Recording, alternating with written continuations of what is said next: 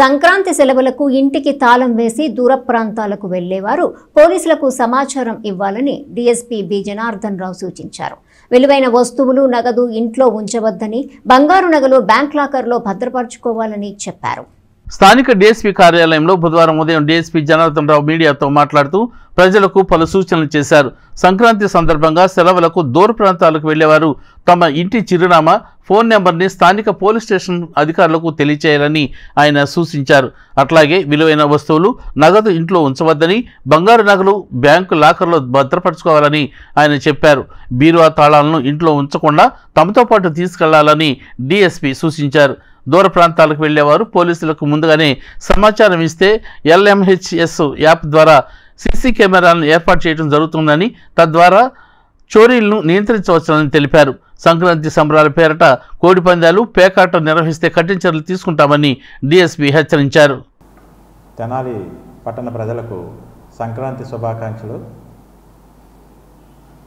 మీరు ఈ సంక్రాంతి సందర్భంగా మీరు మీ తల్లిదండ్రుల ఇంటికి కానీ బంధువుల ఇంటికి కానీ వెళ్ళినట్లయితే మీ ఇళ్లలో విలువైన ఆభరణాలు కానీ క్యాష్ కానీ ఉంచకండి.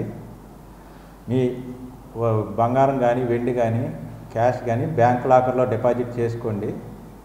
లేదా మీరు సంక్రాంతికి ఊరు వెళ్ళినప్పుడు తెనాలి పోలీసులకి తెలియపరిచినట్లయితే మీకు లాక్డ్ హౌస్ మానిటరింగ్ సిస్టమ్ అంటే మీ ఇళ్ల వద్ద కెమెరాలు ఏర్పాటు చేసి నిరంతరం నిఘా పర్యవేక్షణలో మీ ఇంటిని తెనాలి పోలీసు వారు ఎల్లవేళ గమనిస్తూ ఎటువంటి ఇబ్బంది లేకుండా మీరు మీ పండగని హ్యాపీగా చేసుకొని నిర్భయంగా వెళ్ళి రావచ్చు.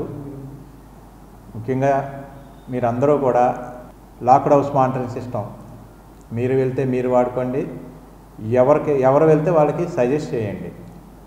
మాకు తెనాలి పోలీస్ ఏ పోలీస్ స్టేషన్ ఫోన్ చేసినా, కంట్రోల్ రూమ్ ఫోన్ చేసి మీ అడ్రస్ చెప్పినా ఇమీడియట్గా స్పందించి మేము మా సొంత కెమెరాలు తీసుకొచ్చి మీ ఇంటికి అమర్చి మీ ఇంటి భద్రత మేము చూసుకుంటాం.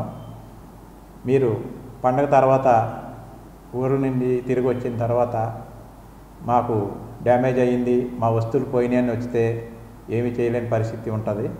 అదే మీరు ముందుగా మాకు చెప్పి వెళ్తే మేము మీ ఇంటిని పరిరక్షిస్తాము.